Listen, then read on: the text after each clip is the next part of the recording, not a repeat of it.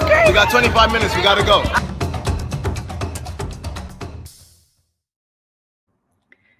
Hey, happy Wednesday, everybody. Happy Wednesday, guys. Happy to see you all. Welcome, Say That Nation, to all of our friends and community that have been with us since the very beginning, or maybe you just became a part of the community like last month. Welcome. We're happy to have you here. But if this is your first time with us, we want to give and extend a huge welcome to you. Go ahead and put 1 in the chat so that way we can shout you out to say hello and welcome as being a first timer to our community. And if it's your first time on a Wednesday with us, let me just tell you, you are in for it. We love our Wednesdays because this is where we get to be unapologetic about the ugly come up of business and entrepreneurship. So you know how you hear those stories about how people start from nothing and then have massive success, but what happens in the middle? What happens during that ugly come up? Well, that's what we're here to talk about. What's the pitfalls you need to circumvent, the mindset that you need to have, all of those things. And so we discuss that together, me and Winston, but also as a community. And we love when we have guests and we bring on our guests to answer the topic question of the day. And when we do, we always have 25 minutes, including with our guests. And so we run out of time. Oh, man. Then what? Well, when we run out of time, you can join us over on Patreon, and you can not only see the overtime for today, but you can catch all of the overtimes from all of our other guests. We have such a library of wisdom and really just a lot of valuable tools that can help you guys. So we're excited to have you here with us. Absolutely. So, guys, let's jump into today's topic and see what we're talking about. Could IT problems be the thing that's hindering your business? Oh, this is new. This is a space we've never really gotten into. We've never gotten into this. And I think maybe some people might fear it, right? There are some people who are like, I don't know, technology, I want to do everything, in person with a human touch, all that. But there are some things that could be helpful. And I can't wait to get into that. So we have probably the best person I could think of that could help us answer this question. He is the CEO and founder of his own business and helping people with their IT problems and finding them solutions.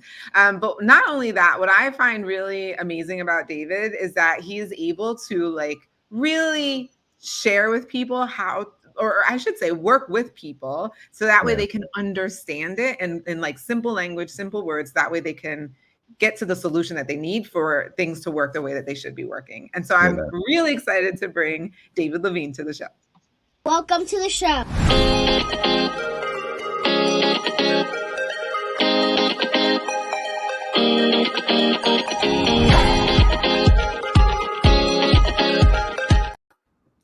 There he is.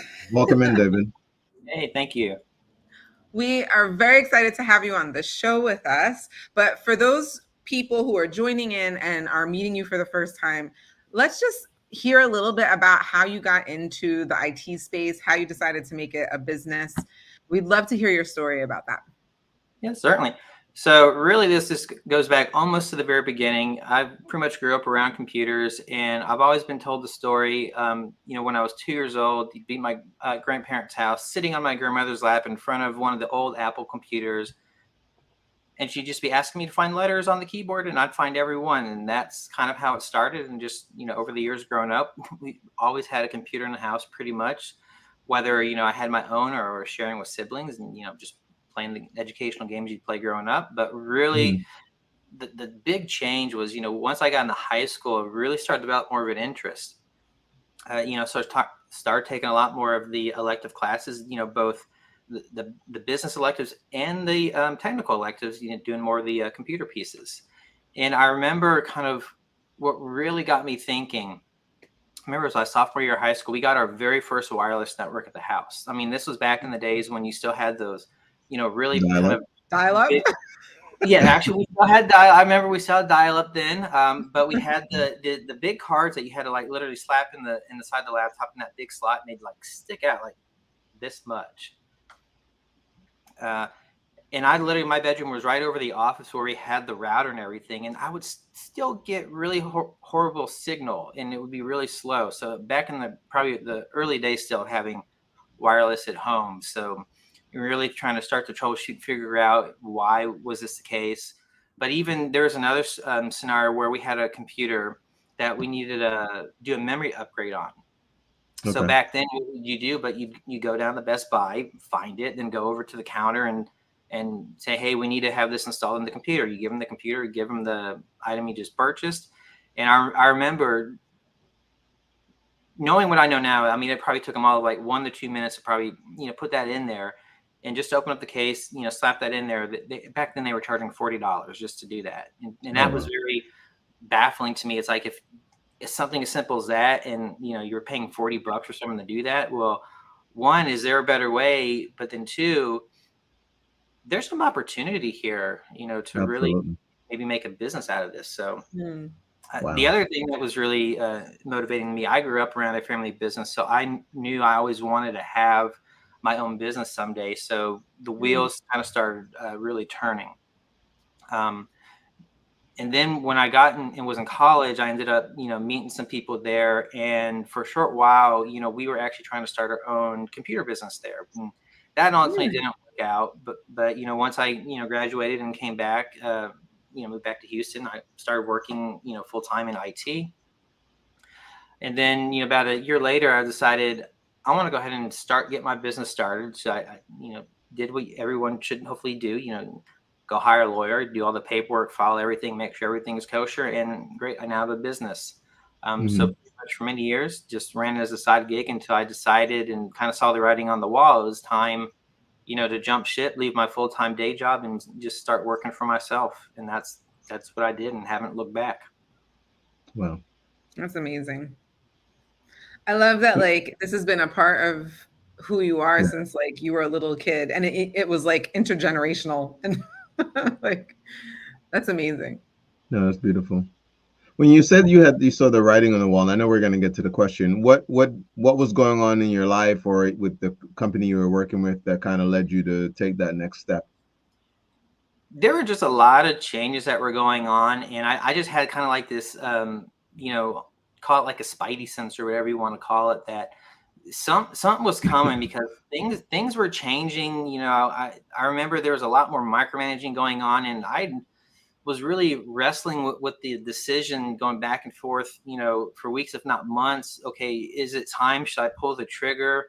And I remember having a conversation with one of my uncles. And after that, I was like, okay, I just need to do this. So I went in, put in my 2 weeks, and 2 weeks later, I was out and fully working for myself at that point. So thankfully, I lined up some work and some projects to kind of get me started. But I mean, it was not an easy decision, to leave a steady job and paycheck to go the entrepreneurship route. Well, then I gotta ask. So you said you talked to your uncle. What was that conversation like? So he is kind of like the go-to person in the family, for business stuff. He's was and still is, running the family business that my grandfather started. So he was the person to talk to. And, I actually had started to do some work for them, going to the various properties they had and taking care of the computers, and knowing that, they had a significant project lined up where I can do some work, because had to go almost around every property and upgrade a lot of the hard drives. So that's kind of what got me started, on my own full time. Wow. And so I'm assuming part of the conversation he had with you was like confirming that you have what it takes. It was just more so to determine, is this the best decision? Is this the right time? Is there work? And I did have some other clients, and I had one at the time. I've been working, probably at that point, like at least a year or two with the nonprofit, and they were really wanting to know, hey, when are you going on your own full time? Because we would like to have access to you during the business day, instead of just afternoons, evenings, and weekends. So I had other things lined up, but it's just that initial jump. It's not the easiest decision, because again, you're giving up steady paycheck and benefits, to go at it yourself with practically nothing when you get started. Yeah. That's such a great point, because for many people, the question is, and I think you could always think of it this way, it's like, you could always still do the work that you were doing, but you still had that, if you call it, extra money with the paycheck being there. So it's a question of stepping away from something in the short term to have a longer, have a much greater effect long term in terms of your business. Yes, I would definitely agree with that. It's not an easy decision for a lot of people. Yeah, for sure. All right. Well, let's go ahead and get to today's topic question of the day. Could IT problems be the thing that's hindering your business? Tell us what you've seen, David. You must, I'm sure, based on things that you've seen with working with other businesses, have a very definitive answer to this question. Oh yeah. I mean, I'll just start out by saying if you own and run a business these days, you cannot do that without having technology in there to do it. Because a lot of things are online. So you have a computer, and I've talked with people who literally have had just a computer. It's just them, and they're like, "Well, I don't have any IT systems. I don't need anything." Mm-hmm. And I would argue, well, you have a computer. A computer in itself is an IT system. There's a lot you got to protect. You know, you're going online. There's a lot of online threats, or if someone gives you a USB file because you need to get some files from somebody, you don't know what may be on that USB, so you need to have the ability to scan that to make sure you're protecting your computer, your data, and your various accounts that you may be connected to through your computer. So there's a lot that goes into it. But one thing I want to talk on, because it's also very timely right now that's going on, is email. Every business uses email. In conversations I've been having with people, and I only found this out about this in December, but actually tomorrow, February 1st, Google and Yahoo have new mandates going into effect in regards to email when you send to users on their platforms. So basically, for those who are doing bulk email sending or sending anything through like a marketing platform, you now have new requirements you're going to have to be compliant with in terms of having, and I'm going to try not to be very technical here, but certain DNS records for your domain, such as SPF, DKIM, and DMARC, are these specific items there that need to be in place and be set up properly and compliant in order for your email to go through. And that allows you to authenticate and validate that you are who you say you are when sending, and the platform you're using has permission to use your domain to send that email. The other piece is you have to keep your spam rate very low. I believe it's like under 3%, or maybe somewhere in the realm of every 3 or less than 3 in 1,000 emails, can't complain or report you as spam. And then you also have to make sure you're staying off blacklist. So that's just something I really wanted to mention, because it's top of mind, but also something very basic just to every business. And even if you're a business that is not sending bulk email, there are still certain pieces there that's important to be compliant with, just from the authentication and verification, but also just the fact that you need to be using a branded business email, not a free email account, because more often than not, I get hit up every day on email from, free emails like Gmail, Yahoo, Outlook.com, whatever it may be. But there's no way to validate the validity of this email or this business or whoever's sending it, because there's no way to tie it back based on a branded domain name to a particular business.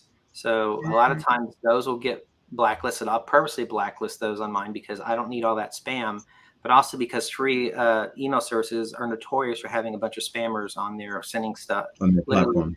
Millions of, if not billions of spam and phishing emails every day. Yeah.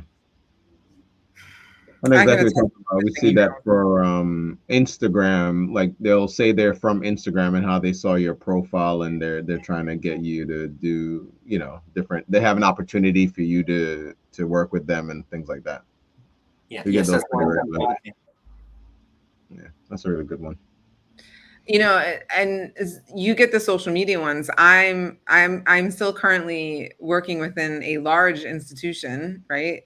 A college, our academia, and we still get phishing emails. Hey, this is so-and-so from HR. We want to send you, we want to make sure you're on payroll. Click here to make sure you're still on payroll. Or we were trying to get in touch with you to make sure of something. And like, the body of the email actually doesn't sound too far off. Like, it's like, okay, this actually sounds like what I've received in the past. But I know that our HR department would never say like, click here to do X, Y, Z. So I automatically know, but I know I'm not the norm probably, especially amongst the professorial staff. There's some people who are just not as tech savvy, and so will just kind of they think they're following instructions from their HR people. And so anyway, so I can really relate to the phishing and how it looking at the like whatever comes after the is one of the quickest ways to determine if it's phishing or not, right? Like I know for sure if it doesn't say the myinstitution.edu, for sure it's a phishing. That's like the fastest way to figure it out. So I hear you, David, on that. Like, yeah. So I mean, just to that point, several key things. Yeah, I mean, you have that email you're talking about. So after the the domain, but then you have what's known as the display name, and you can put whatever you want in the display name. So that's another giveaway to look. If you see anything in there that looks like it's a domain, that's usually another good sign. In fact, I was having a discussion earlier this afternoon with a group of people because we were actually looking at a very particular example that happened, in another organization. But then, of course, just knowing how to check the links that are in the email simply by just hovering over them, looking at the tooltip pop up, so it can actually show you the actual link versus what someone may actually try and kind of mask it with. Yeah, I'll do that as well. It's really good. Well, certainly, as a business owner, having someone like you to relate those particular problems and concerns is really helpful. What are some other things that you've seen? I mean, it's all over the board, and kind of what really ties in nice with this topic I'll mention is a couple of years ago, looking at all this, I came up with a checklist. I call it our IT Basics for Business checklist. And it covers about 11 different categories, some just looking at things from just starting out with your internet service that you use for your business. Because some people may not be aware you have consumer accounts and you have business accounts. And even though, yes, at the end of the day, it gets you out on the internet, but there's a distinct difference in the level of service and the response time you get, because obviously it's more critical if a business is down and they can't get online versus someone at home. So there's a distinct difference there.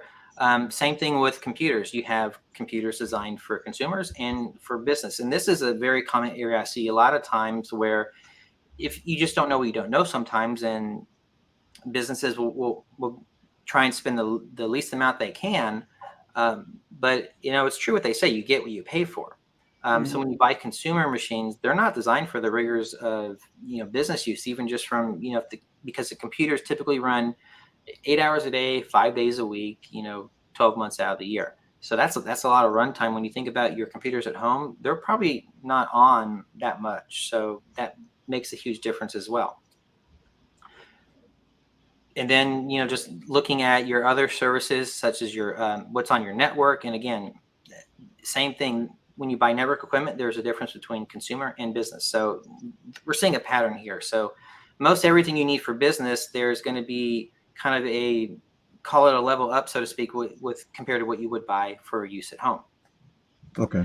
Other things such as, having, are you providing the right training? The big one these days is cybersecurity training. Do you have compliance requirements for your business? So are there trainings you got to do? Like, for example, if you're in healthcare, you got HIPAA. If you're in financial, you've got FINRA. And I now know last year, the FTC had expanded their definition of what a financial institution is. So now there's additional businesses that now are being classified as a financial institution that typically have not been considered. So now you have FTC safeguards for those businesses.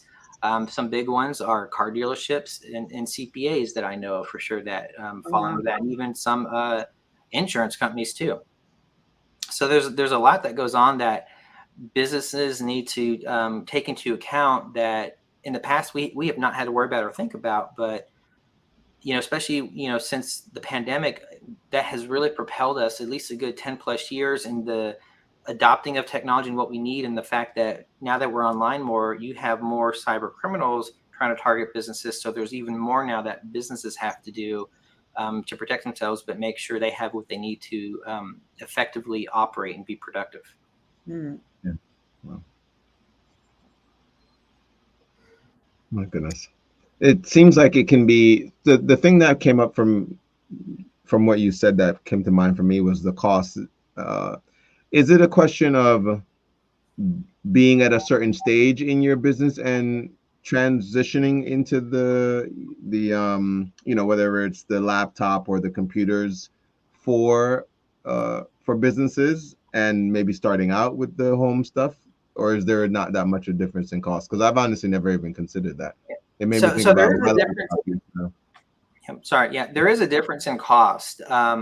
And what I've seen is a lot of people and businesses in general will look at what is today's present cost. What am I having to spend out of pocket right now? And then they fail to consider, well, what is my actual future cost and total cost of ownership? So yes, you can maybe spend $500 on a laptop today and save, another $5,000 to $1,000, depending on what you need if you bought a true business laptop. But what will happen is on average, let's say 6 months to a year down the road, you're already having performance issues with this laptop because it's already degraded from just the runtime, or it just didn't have the specs you needed to properly run. So now your cost in terms of support has gone up. Your costs have gone up in terms of, lost productivity.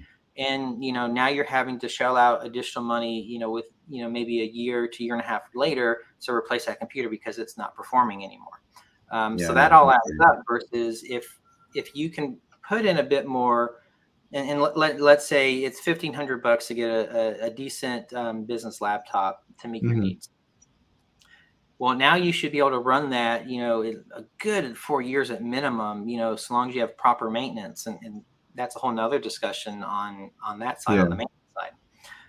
But so yes, you're spending more now, but you're saving on your future costs because now you're not having to have as much ongoing support early on. You're not having to replace it as soon as you would otherwise. So I think in the long run, when you buy the business equipment, you are going to come out ahead. Yeah, that makes sense.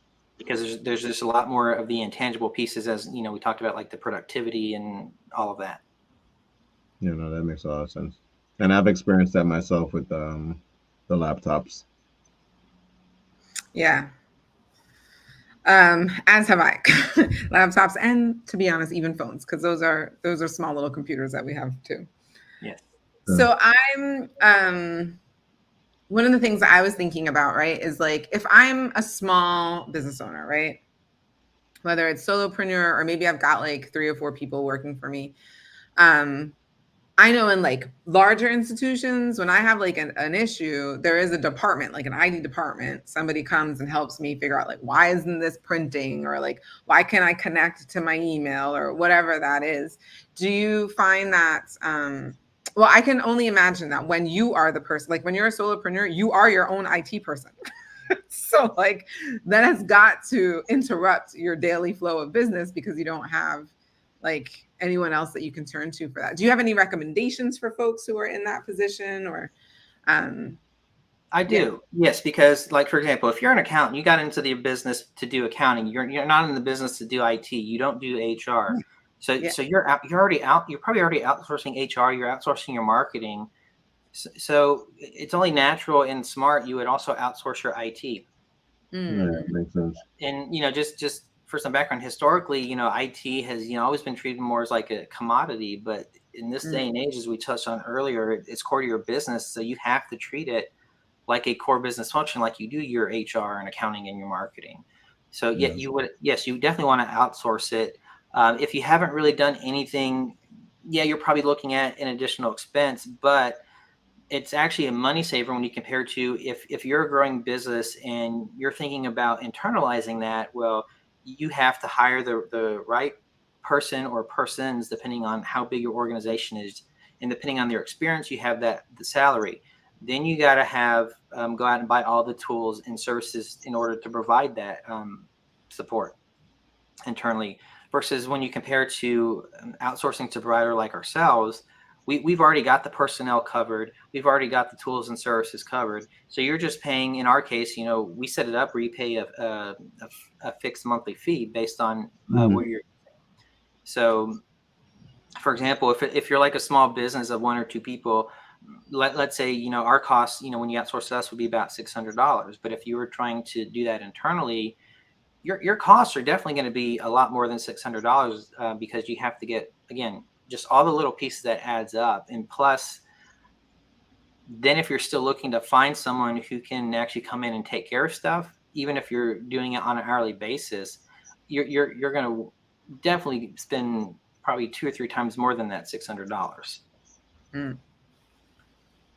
And the other thing we used to do kind of, pre pandemic and even just slightly post, when businesses were going remote or thinking about getting rid of their office and, kind of decentralizing. Well, then we even factor in the cost of what the rent would be for that office space and the savings you also realize from that too, because a lot of what you could have in the office, you can have a comparable setup, but there's a lot more solutions out there designed for those dispersed workforces, while still maintaining a lot of the same type of setup you would have if you were all centrally located in an office space. So, kind of a lot of things to consider. I know most may not realize this there.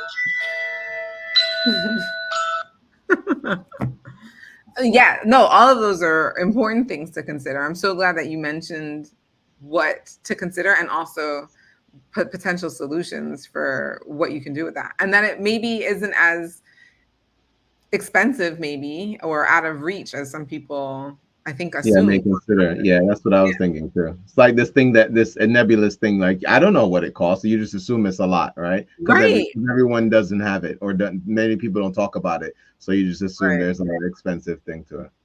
Yeah, and I'll just add real quick to that. Yeah, so there's a lot of people that think it's either more expensive than it probably is, and then I usually see the other opposite is people think, oh, well, I have a budget of this much, but then it's like, well, no, that's not going to really get you much anything. So it's just, we need to just have these conversations and understand that this is what it is. And here's, kind of what you should expect. And if you're kind of, below or above that, maybe you need to reevaluate kind of what you're looking at to make sure you get what you need. That's a good point.